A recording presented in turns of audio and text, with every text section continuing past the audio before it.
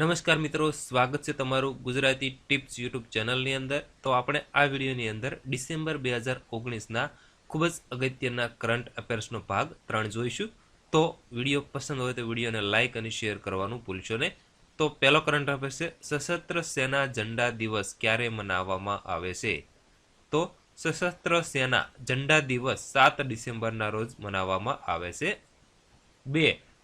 રાષ્ટ્રીય Florence nightingale award 2019 કોને એનાયત કરવામાં આવ્યો છે?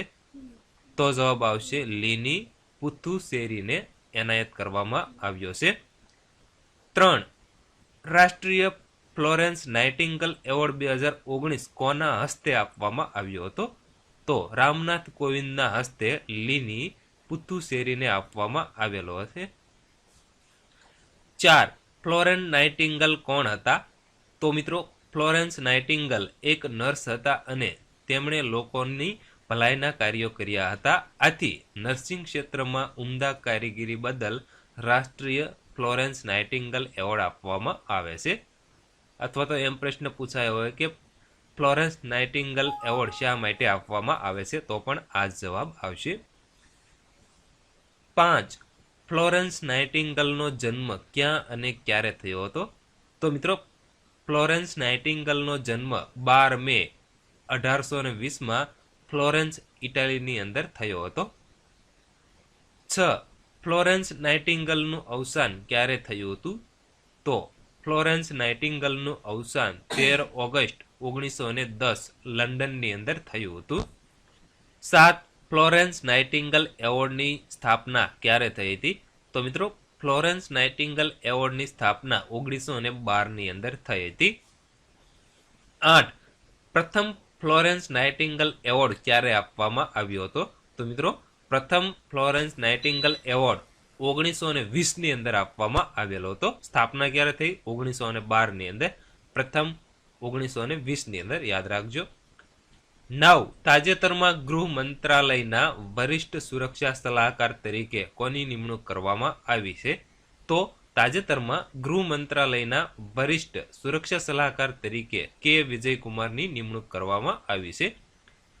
10. તાજેતરમાં આંતરરાષ્ટ્રીય નાગરિક ઉડ્ડયન દિવસ ક્યારે મનાવવામાં આવ્યો હતો? તો તાજેતરમાં આંતરરાષ્ટ્રીય નાગરિક ઉડ્ડયન દિવસ 7 ડિસેમ્બરના રોજ મનાવવામાં આવ્યો હતો. 11. ઈ કોમર્સ ઇન્ડેક્સમાં કયો દેશ પ્રથમ સ્થાને રહ્યો છે? તો ઈ કોમર્સ ઇન્ડેક્સની અંદર પ્રથમ સ્થાને રહ્યો છે નેધરલેન્ડ. 12. તાજેતરમાં સીયુ કાફા એવોર્ડથી કોને સન્માનિત કરવામાં આવ્યા છે? તો તાજેતરમાં સીયુ કાફા એવોર્ડથી ડોક્ટર પદ્મેશ્વર ગોગોઈને સન્માનિત કરવામાં આવ્યા છે. 13. તાજેતરમાં પુરુષ વન ડે ક્રિકેટની પ્રથમ મહિલા રેફરી કોણ બની છે? તો તાજેતરમાં પુરુષ ઓડીઆઈ ક્રિકેટની પ્રથમ મહિલા રેફરી બની છે GS લક્ષ્મી. 14. તાજેતરમાં એનટીપીસીએ કઈ બેંક સાથે સમજૂતી કરી છે? તો તાજેતરમાં એનટીપીસી કંપનીએ SBI બેંક સાથે સમજૂતી કરી છે. તો હવે જોઈશું 15. એનટીપીસીનું પૂરું નામ શું છે? તો એનટીપીસીનું પૂરું નામ છે national thermal power corporation limited. 16. એનટીપીસીની સ્થાપના ક્યારે થઈ હતી? તો એનટીપીસીની સ્થાપના 7 નવેમ્બર 1975ના રોજ થઈ હતી. 17. એનટીપીસીનું મુખ્યાલય ક્યાં આવેલું છે? તો એનટીપીસીનું મુખ્યાલય નવી દિલ્હીની અંદર આવેલું છે. 18. એનટીપીસીના વર્તમાન MD અને ચેરમેન કોણ છે? તો એનટીપીસીના વર્તમાન MD અને ચેરમેન છે ગુરદીપ સિંહ. 19. SBIનું પૂરું નામ શું છે? તો SBIનું પૂરું નામ છે સ્ટેટ બેંક ઓફ ઇન્ડિયા. 20. SBIની શરૂઆત ક્યારે થઈ હતી? તો SBI બેંકની શરૂઆત 1 જુલાઈ 1955ની અંદર થઈ હતી. 21. SBIનું મુખ્યાલય ક્યાં આવેલું છે? તો SBIનું મુખ્યાલય મુંબઈની અંદર આવેલું છે. 22. SBIના વર્તમાન ચેરમેન કોણ છે? તો SBIના વર્તમાન ચેરમેન છે રજનીશ કુમાર. હું તમને એક સ્પષ્ટતા કરી દઉં કે SBI બેંકની શરૂઆત તો અગાઉ થયેલી છે, પણ જ્યારથી એસબીઆઈ બેંકનું નામ પડ્યું ત્યારથી આપણે આની અંદર લખેલું છે કે એસબીઆઈનું નામ 1 જુલાઈ 1955થી થઈ હતી. બરોબર. 22 એસબીઆઈના વર્તમાન ચેરમેન કોણ છે? તો જવાબ આવશે રજનીશ કુમાર. 23 ભારતનું પ્રથમ સમાંતર રનવે વાળું એરપોર્ટ ક્યાં બનાવવામાં આવ્યું છે?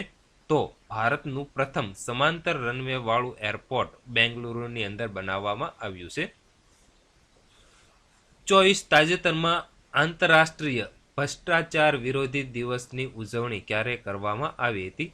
તો તાજેતરમાં આંતરરાષ્ટ્રીય ભ્રષ્ટાચાર વિરોધી દિવસની ઉજવણી 9 ડિસેમ્બરના રોજ કરવામાં આવી હતી.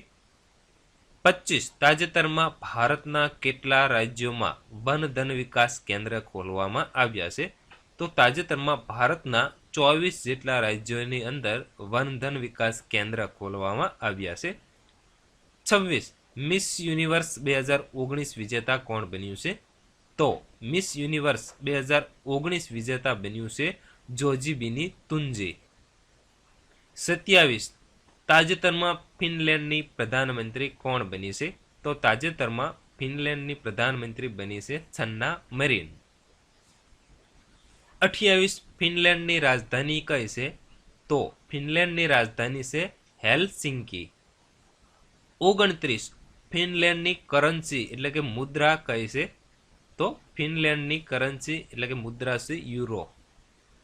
30 તાજેતરમાં પાઇકા વિદ્રોહી સ્મારક સ્થળનો શિલાન્યાસ ક્યાં કરવામાં આવ્યો છે?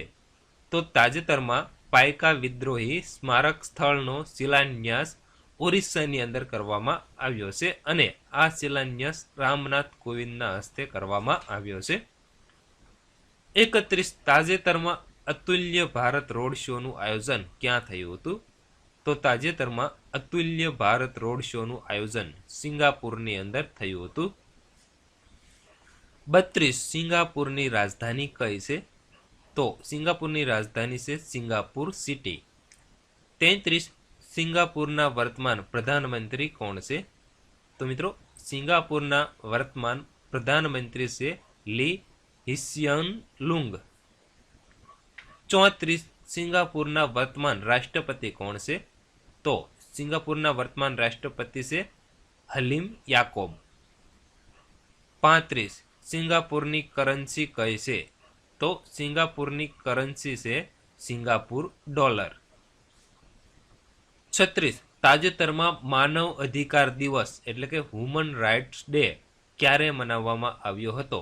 તો મિત્રો તાજેતરમાં માનવ અધિકાર દિવસ એટલે કે વુમન રાઇટ ડે 10 ડિસેમ્બરના રોજ મનાવવામાં આવ્યો હતો.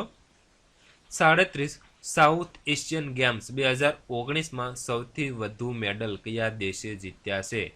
તો સાઉથ એશિયન ગેમ્સ 2019માં સૌથી વધુ મેડલ ભારતે જીત્યા છે, જેની અંદર કુલ 312 મેડલ જીત્યા છે, જેમાં 174 ગોલ્ડ, 93 સિલ્વર અને 45 બ્રોન્ઝ મેડલનો સમાવેશ થાય છે.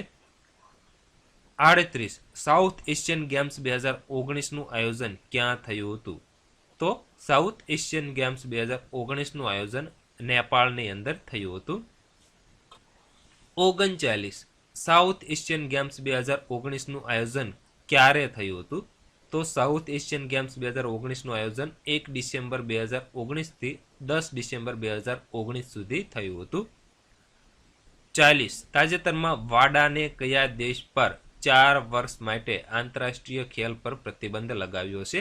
તો તાજેતરમાં વાડાએ રશિયા પર 4 વર્ષ માટે આંતરરાષ્ટ્રીય ખેલ પર પ્રતિબંધ લગાવ્યો છે, એટલે કે રશિયા 4 વર્ષ સુધી આંતરરાષ્ટ્રીય કોઈ પણ પ્રકારનો ખેલ છે એ રમી નહીં શકે. 41 વાડાનું પૂરું નામ શું છે? તો વાડાનું પૂરું નામ છે વર્લ્ડ એન્ટી ડોપિંગ એજન્સી. 42 તાજેતરમાં રાષ્ટ્રીય પર્વત દિવસ એટલે કે ઇન્ટરનેશનલ માઉન્ટેન ડે ની ઉજવણી ક્યારે કરવામાં આવી હતી? તો તાજેતરમાં આંતરરાષ્ટ્રીય પર્વત દિવસ એટલે કે ઇન્ટરનેશનલ માઉન્ટેન ડે ની ઉજવણી 11 ડિસેમ્બરના રોજ કરવામાં આવી હતી. 43 આંતરરાષ્ટ્રીય પર્વત દિવસ ઉજવવાની શરૂઆત ક્યારે થઈ હતી? તો આંતરરાષ્ટ્રીય પર્વત દિવસ ઉજવવાની શરૂઆત 2003થી થઈ હતી. 44 તાજેતરમાં કયા દેશના પ્રધાનમંત્રીને નોબેલ શાંતિ પુરસ્કાર 2019થી સન્માનિત કરવામાં આવ્યા છે? તો તાજેતરમાં ઇથોપિયાના અબી અહેમદને, જે ઇથોપિયાના પ્રધાનમંત્રી છે, તેને નોબેલ શાંતિ પુરસ્કાર 2019થી સન્માનિત કરવામાં આવ્યા છે. 45. તાજેતરમાં નાડાના બ્રાન્ડ એમ્બેસેડર કોને બનાવવામાં આવ્યા છે? તો તાજેતરમાં નાડાના બ્રાન્ડ એમ્બેસેડર બનાવવામાં આવ્યા છે સુનિલ શેટ્ટી. 46. નાડાનું પૂરું નામ શું છે? તો નાડાનું પૂરું નામ છે નેશનલ એન્ટી ડોપિંગ એજન્સી. 47. નાડાની શરૂઆત ક્યારે થઈ હતી અથવા તો સ્થાપના ક્યારે થઈ હતી? તો નાડાની સ્થાપના 24 નવેમ્બર 2005થી થઈ હતી. 48. નાડાના વર્તમાન CEO એટલે કે ચીફ એક્ઝિક્યુટિવ ઓફિસર કોણ છે? તો જવાબ આવશે નવીન અગ્રવાલ. 49. નાડાનું મુખ્યાલય ક્યાં આવેલું છે? તો મિત્રો નાડાનું મુખ્યાલય નવી દિલ્હી, ભારતની અંદર આવેલું છે. 50. આંતરરાષ્ટ્રીય તટસ્થતા દિવસની ઉજવણી ક્યારે કરવામાં આવી હતી? તો મિત્રો આંતરરાષ્ટ્રીય તટસ્થતા દિવસની ઉજવણી 12 ડિસેમ્બરના રોજ કરવામાં આવી હતી. 52. તાજેતરમાં ભારતીય સંસ્કૃતિ વેબ પોર્ટલ કોણે લોન્ચ કર્યું છે?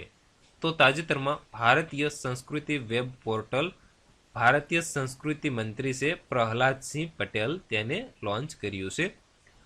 53. તાજેતરમાં ઘાના દેશના ભારતના ઉચ્ચ કમિશનર કોને બનાવવામાં આવ્યા છે?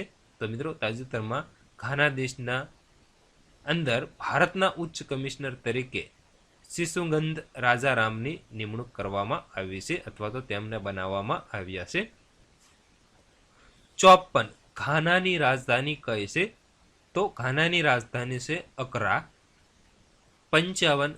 ઘાનાના વર્તમાન રાષ્ટ્રપતિ કોણ છે? તો જવાબ આવશે નાના અકુફો એડો.